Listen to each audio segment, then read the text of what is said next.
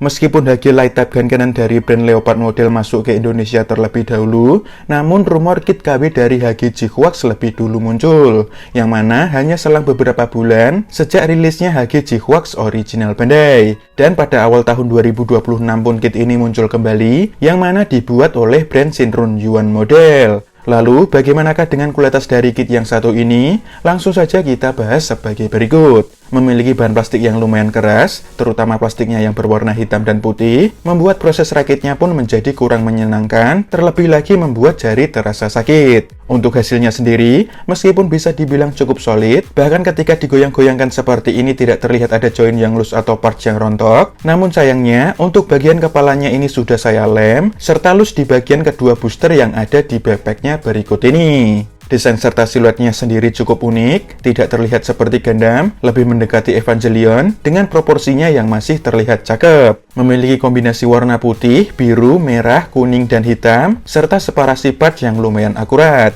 Meskipun beberapa bagian memiliki molding yang jelek, terutama bagian kepalanya, namun untuk detailnya sendiri masih bisa dibilang cukup bagus, mulai dari bagian badan sampai ke bagian kaki, serta baik dilihat dari sisi depan maupun sisi belakangnya. Untuk aksesorisnya, selain sepasang tangan untuk memegang senjata yang sudah terpasang ini, disertai juga dengan sepasang tangan yang jarinya terbuka semua, detailnya cukup bagus dengan warna hitam saja. Cara menggantinya, meskipun agak keras tinggal kita cabut tangan yang terpasang, lalu ganti dengan tangan yang jarinya terbuka semua. Kemudian ada kepala alternatif, yang mana selain kepala jelek ini, kita juga akan mendapatkan kepala yang mode tertutup, terlihat sedikit lebih rapi, namun tetap butuh dilem terlebih dahulu. Cara menggantinya, kita copot kepala terpasang namun agak keras, lalu ganti dengan kepala mode tertutup. Untuk hasilnya terlihat lebih mending, namun memiliki kesan agak botak seperti ini. Kemudian kita akan mendapatkan sebuah core fighter, merupakan support unit yang digunakan sebagai backpack booster. Bentuknya sendiri cukup unik, seperti huruf Y, detailnya lumayan terlihat bagus dengan kombinasi warna putih, biru, dan hitam. Bagian boosternya ini bisa diputar-putar, begitu juga dengan booster yang satunya.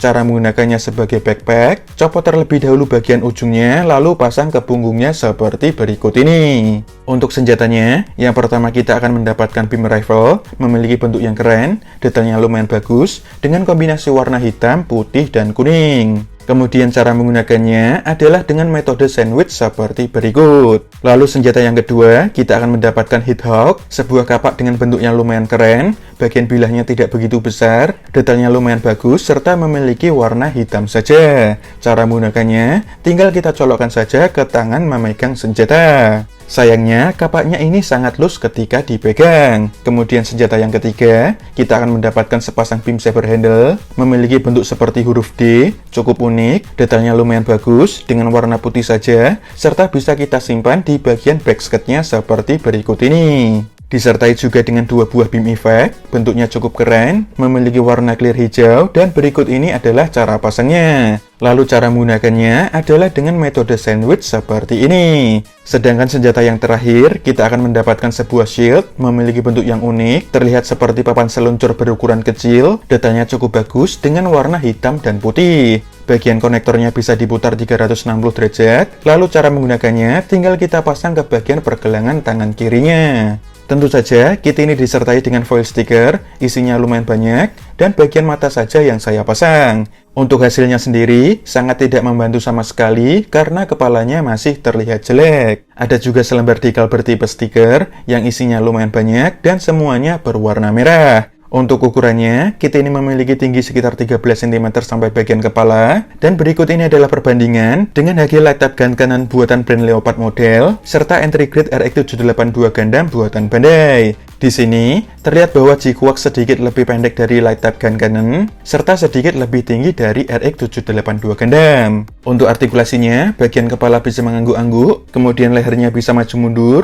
serta ketika diputar 360 derajat, kepalanya bakal ambiar seperti ini. Tangannya bisa diangkat sejauh ini saja, bisa dibilang cukup bagus, dengan bagian ini yang bisa digerakkan sedikit. Bahunya bisa digerakkan maju mundur, serta bisa diputar 360 derajat. Lengan atasnya bisa diputar 360 derajat, sikunya bisa ditekuk lebih dari 90 derajat, serta pergelangan tangannya bisa digerakkan secara bebas, dan bisa diputar 360 derajat juga. Bagian perutnya bisa kita bungkukan maju mundur, sayangnya tidak bisa diputar 360 derajat, hanya sejauh ini saja. Kakinya bisa maju ke depan hampir lurus, lalu ke belakang juga lumayan jauh, sedangkan ke samping hanya selebar ini saja.